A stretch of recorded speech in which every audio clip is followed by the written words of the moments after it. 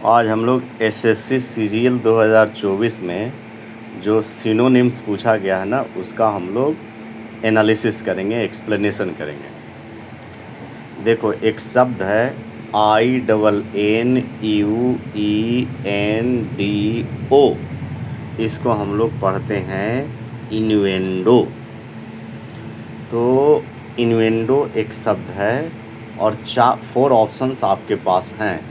इसमें से आपको करेक्ट ऑप्शंस चूज करना है।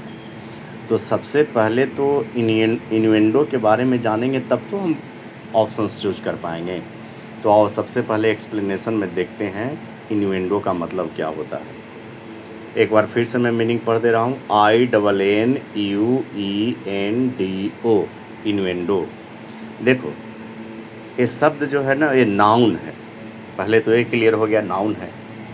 तो इन्वेंडो का मतलब क्या होता है ना, कि देखो, किसी भी बात के कहने के 2 तरीके हैं। एक तो प्रत्यक्ष तरीका है, एक अप्रत्यक्ष तरीका है।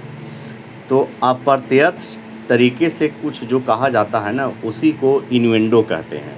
जैसे कभी कटाक्ष किए या कोई व्यंग कर दिए, वो इन्वेंडो कहलाता है। ठीक, तो हम लोग कह सकते हैं कि an indirect way of telling something, अप्रत्यक्ष तरीके से कोई बात कहना।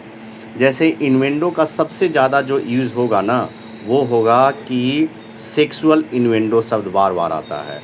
जैसे सेक्सुअल इन्वेंडो का मतलब क्या हो गया ना, कि तुम कोई वैसा शब्द बोले ना जिससे डबल मीनिंग निकलता है। जैसे भोजपुरी गाना में आप समझ रहे हो। ठीक, एक होता है पॉलिटिकल इन्वेंडो। ठीक, जैसे राजनीतिक रूप से किसी पे कटाक्ष करना, व्यंग करना। ठीक ना। अगर मैं इन्वेंडो से एक शब्द बनाता हूँ, एक सेंटेंस बनाता हूँ, और मैं कहता हूँ कि Bhojpuri songs are full of sexual innuendo, तो तुम मेरी बात से सहमत होगे। भोजपुरी गाने में क्या है, वो द्विअर्थी तो होता ही है, तो उसमें सेक्सुअल इन्वेंडो आपको मिल जाएगा। चलो, ये तो हो गया कि इन्वेंडो का मतलब हमको पता चल गया कि अप्रत्यक्ष तरीके से कोई बात कहना या कटाक्ष करना। अंग्रेजी में an indirect way of telling something. लेकिन जो ऑप्शंस दिए गए हैं ना, उस पर विचार करते हैं। देखो, एक ऑप्शन है प्रोज। तो प्रोज तो होगा नहीं, क्योंकि प्रोज और पोएट्री आप पढ़े हो ना। ये तो प्रोज है ना, कि ये टाइप ऑफ लैंग्वेज है जो आप लोग राइटिंग में प्रयोग करते हैं। तो प्रोज तो नहीं होगा। प्रोज क्या होता है, पोएट्री से एकदम अलग होता है। ठीक, अब देखो, क्रूड का मतलब क्या होता है। क्रूड का मतलब क्या होता है ना, इसका 2 मीनिंग होता है। आप दोनों याद रखना, वो आपको एग्ज़ाम में मिलेगा। क्रूड, देखो, क्रूड है एडजेक्टिव। तो जैसे कि एकदम सिंपल और बेसिक चीज़, जो सबसे सरल चीज़ है ना, उसको हम लोग क्रूड कहते हैं। जैसे क्रूड मेथड, हम एक सेंटेंस बना सकते हैं कि I am making video in A crude method. मैं तो एकदम क्रूड तरीके से वीडियो बना रहा हूँ, मेरे पास कोई विशेष इंस्ट्रूमेंट है नहीं, और हमको बहुत ज़्यादा फैंसीफुल वीडियो बनाना आता नहीं है। तो मेरा जो वीडियो है ना, वो क्रूड मेथड में बनाया गया है। अब देखो, क्रूड का एक मीनिंग ये भी होता है, जो तुम कहीं ना कहीं एग्ज़ाम में देखोगे। जैसे कोई चीज़ र्यूड और ऑफेंसिव, जैसे कि आप गलत तरीके से किसी को कोई कमेंट कर दिए, जैसे र्यूड रिमार्क या र्यूड कमेंट। ठीक ना, कोई भद्दा कमेंट हो गया, वैसा कोई कमेंट जिससे किसी को दुख लगे, उसको हम लोग र्यूड कमेंट कहते हैं।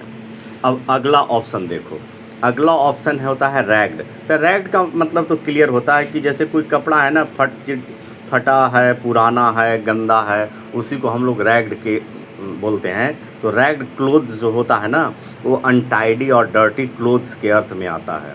तो रैग्ड का मतलब भी समझ में आ गया। एक लास्ट ऑप्शन जो हम लोगों के पास बचा हुआ है, वो है इंसिनुएशन का, INSINUATION।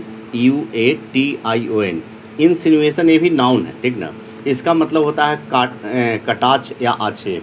जैसे एक सेंटेंस में बना रहा हूँ कि he made insinuation about my honesty, उसने मेरे ईमानदारी के बारे में कटाक्ष किया। तो अब तुम समझ गए होगे कि इसका जो सटीक आंसर है होगा, इन्वेंडो का जो सिनोनिम्स होगा वो होगा इंसिनुएशन।